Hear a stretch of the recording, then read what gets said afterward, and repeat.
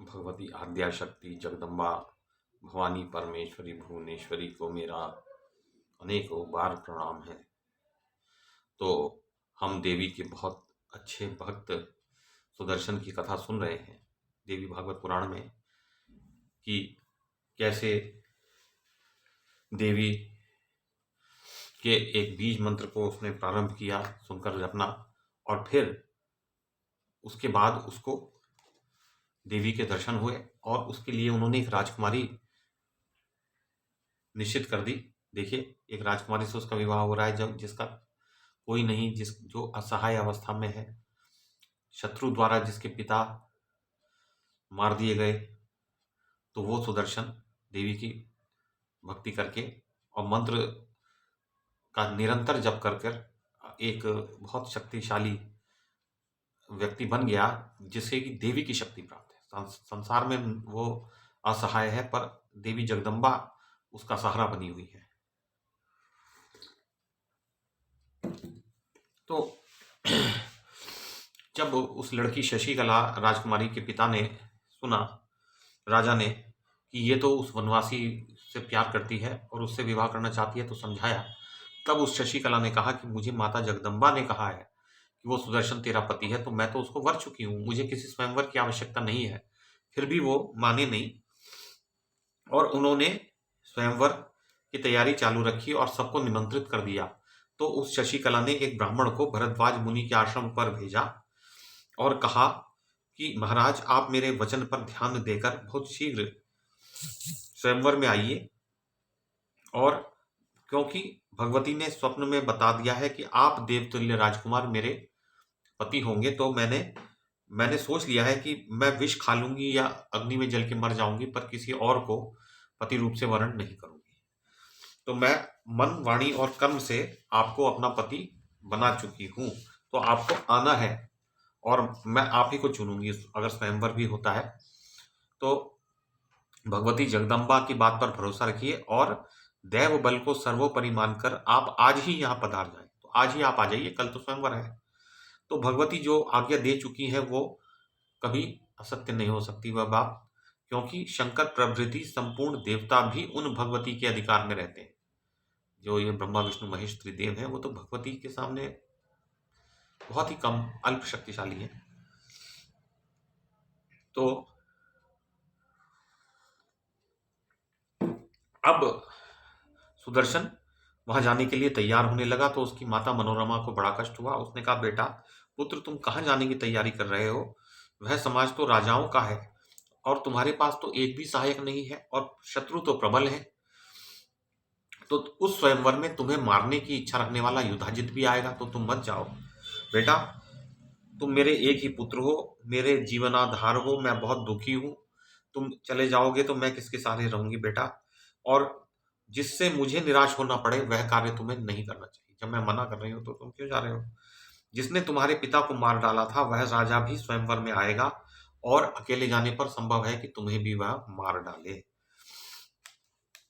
तो सुदर्शन ने कहा, कल्याणमयी मां होनी तो होकर रहेगी, इस विषय में विचार करना अनावश्यक है, व्यर्थ है। भगवती जगदम्बा की आज्ञा मानकर ही तो मैं स्वयंवर में जा रहा हूं। जननी, तुम क्षत्राणी हो, तुम्हें शोक करना उचित नहीं। क्षत्रिय शोक नहीं करते किसी मृत्यु में, क्योंकि उनके लिए तो यही लिखा है कि वो युद्ध में, सम्मुख युद्ध में अपने प्राण होम दे, तो उन्हें इंद्रलोक इत्यादि छात्र लोकों की प्राप्ति होती है।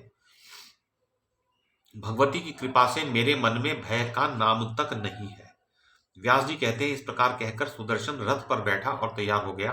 तब माता मनोरमा ने उसको अनेकों आशीर्वाद दिए और उसके कार्य का अनुमोदन किया। उनका बेटा तो ठीक कह रहा है, ठीक कर रहा है।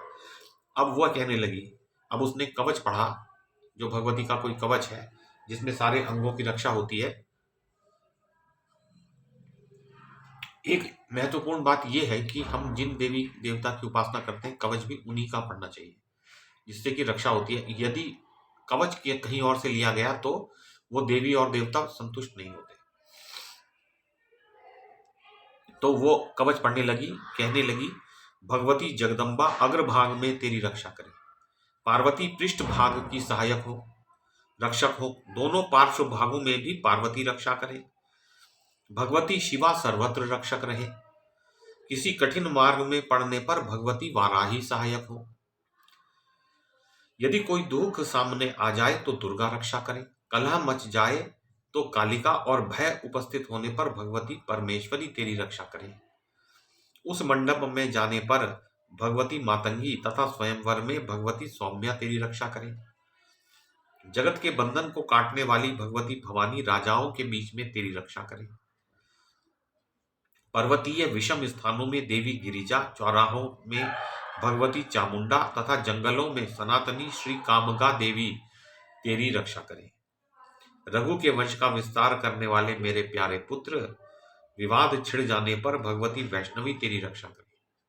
यदि कोई झगड़ा हो जाए तो संग्राम में शत्रुओं के भिड़ जाने पर भगवती भैरवी तेरी रक्षा करें। रघु और महामाया भगवती भुवनेश्वरी अखिल जगत की जननी है, उनका विग्रह सच्चित और आनंदमय है। सभी समय संपूर्ण देवताओं के समाज में वे तेरी रक्षा करें। तो इस प्रकार से उसने कवच पढ़ा, देवी कवच पढ़ा अपने पुत्र की रक्षा के लिए। उसके बाद मनोरमा भय से कांपते हुए बोली, बेटा मैं भी तुम्हारे साथ चलूंगी, जो होना है तो मैं भी तुम्हारे साथ मर जाऊंगी और तुम्हें मैं अकेले तो छोड़ूंगी नहीं। तो तुम्हारी जहां जाने की इच्छा हो वहीं मुझे भी साथ में रखो। तो सुदर्शन ने जब यह सुना तो उसने माता जी को और भाई तीनों को एक साथ ही अब वो तीनों लोग समयानुसार काशी पहुंच गए। तो जो नौकरानी थी वो दासी और उसकी माता और सुदर्शन ये चल पड़े। ब्राह्मणों ने उन्हें आशीर्वाद दिए। जब काशी पहुंच गए तो वहां उनके आने का समाचार राजा सुबाहु को प्राप्त हो गया, जो कि शशिकला लड़की के पिताजी थे राजा। तो उन्होंने उनका स्वागत किया और उनके लिए ठहरने के लिए सुंदर भवन तथा अन्न और जल आदि का प्रबंध कर दिया। उनकी सेवा करने के लिए सेवकों की व्यवस्था कर दी। वहां देश देशांतर के राजा लोग आए थे जिनसे सुदर्शन की भेंट हुई।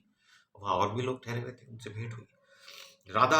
राजा युधाजित भी अपने दौहित्र के साथ आया था, जिसने इसके पिता को मारा था। वो करुष, मद्र, सिंधु और माहिष्मती आदि देशों के सुप्रसिद्ध नरेश वहां पधारे हुए थे। इसका अर्थ है कि जो पूर्व, पश्चिम, उत्तर, दक्षिण सभी दिशाओं के राजा वहां थे।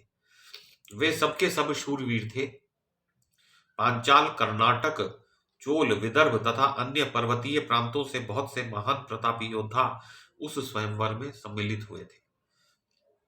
उन सबके पास 63 अक्षौहिणी सेनाएं थी। देखिए 63 अक्षौहिणी सेना, कितनी बड़ी सेना थी। जबकि महाभारत का युद्ध जो हुआ पांडवों और कौरवों के बीच में, उसमें एक के पास 11 अक्षौहिणी और एक के पास 7 अक्षौहिणी, तो कुल मिला के 18 अक्षौहिणी थी। यहाँ तो 63 है। 18 या 54 और 10 64, यानी 3.5 गुना अधिक सैनिक थे उनके मुकाबले। जबकि वो कौरव पांडवों के युद्ध में जो सेनाएं थी वो कितनी अधिक थी, ये तो उनसे 3.5 गुना अधिक सैनिक है। तो चारों ओर सैनिक ही सैनिक भरे थे, अतः वह नगरी राजाओं से घिर गई थी। ये तथा इनके अतिरिक्त भी बहुत से नरेश स्वयंवर का दृश्य देखने के विचार से वहां उपस्थित थे। वे उत्तम हाथियों पर बैठकर वहां पधारे थे। उस समय बहुत से राजकुमार आपस में मिलकर कहने लगे, अजी देखो ना, राजकुमार सुदर्शन अत्यंत शांतिपूर्वक यहाँ आया हुआ है। यह केवल अपनी माता के साथ यह रथ पर बैठकर आया है, इसके अतिरिक्त इसके पास कोई अन्य सहायक है ही नहीं। क्या इस समय इसका यहाँ विवाह के लिए आना हुआ है?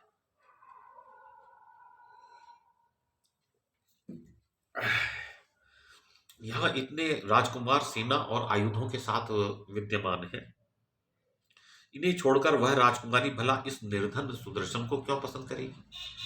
इतने में प्रसिद्ध नरेश युधाजित उपस्थित राजाओं से कहने लगा। अब वो बहुत तेज तेज बोलता था, बहुत ही बढ़ चढ़ के बात करता था कि राजकुमारी के लिए इस सुदर्शन को मैं मृत्यु के मुख में झोंक दूंगा, इसमें कोई संशय नहीं है। उसने कहा मेरे बेटे से शादी करेगी वो राजकुमारी और इसको तो मैं मार डालूंगा। तब नीति शास्त्र के पूर्ण विद्वान महाराज केरल नरेश ने युधाजित से कहा, राजन, कन्या को अपनी इच्छा से पति का वर्ण करने के लिए यह स्वयंवर रचा गया, इसमें आपकी इच्छा काम नहीं करेगी। ये तो लड़की जिसको चाहेगी चुनेगी। यहाँ युद्ध करना सर्वथा अनुचित है। यहाँ बलपूर्वक कन्या को नहीं प्राप्त किया जा सकता। अधिक धन देने से भी काम बनना असंभव है। तो अगर आप धन देंगे तब भी काम नहीं बनेगा। फिर लड़की के ऊपर है, फिर न्यायतः विवाद का अवसर ही कहाँ रहा। राजेंद्र, आपने अन्यायपूर्वक इस राजकुमार को तो निकाल दिया और अपने दौहित्र को राजगद्दी पर बैठा दिया है। रघुवंश में उत्पन्न यह राजकुमार सुदर्शन महाराज कौशल नरेश का सुपुत्र है। तो ये राजकुमार है, इसी को राज्य मिलना चाहिए था, आपने इसको निकाल के बाहर खड़ा कर दिया। रघुवंश में उत्पन्न यह राजकुमार सुदर्शन एक निरपराध व्यक्ति है, उस निरपराध कुमार को आप कैसे मारेंगे? वो तो उसका कोई दोष नहीं है, आप उसको निरपराध को कैसे मारेंगे? वो भी रघुवंशी है ये। ऐसा करेंगे तो अन्याय का जो फल होता है वह आपको भोगना पड़ेगा, अगर आप अन्याय करेंगे तो। देखिए, सब पर शासन करने वाला कोई और भी जगत पिता परमेश्वर विराजमान है। धर्म की ही विजय होती है, न कि अधर्म ही। कि जहां कहीं भी हो सत्य का ही मस्तक ऊंचा रहेगा, न कि असत्य का। राजेंद्र, आप अन्याय न करें, निश्चय ही आप पाप बुद्धि का परित्याग कर दें। सुंदर रूप वाला आपका दौहित्र भी तो यहाँ आया है। इस समय राज्य लक्ष्मी उसकी शोभा बढ़ा रही है, भला उसे ही वह राजकुमारी क्यों न स्वीकार कर लेगी? आप इतना निराश क्यों हो रहे हैं कि आपके दौहित्र को वो जो है स्वीकार नहीं करेगी? इतना ही नहीं, इस राजकुमारी के स्वयंवर में अत्यंत पराक्रमी अन्य भी अनेकों राजकुमार आए हुए हैं। कन्या स्वेच्छा से किसी को भी स्वीकार कर सकती है, फिर इसमें विवाद का अवसर ही कब है? तो इसमें विवाद का कहाँ अवसर रहा? विवेकी पुरुषों का इस विषय में परस्पर द्वेष भाव करना सर्वथा अनुचित है। अध्याय 18-19 देवी भागवत पुराण समाप्त हो गया।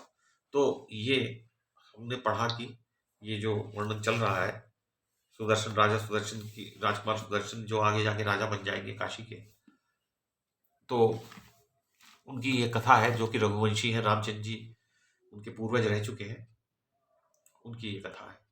भगवती जगदम्बा आद्या शक्ति भवानी परमेश्वरी भुवनेश्वरी को मेरा आदर पूर्वक प्रणाम।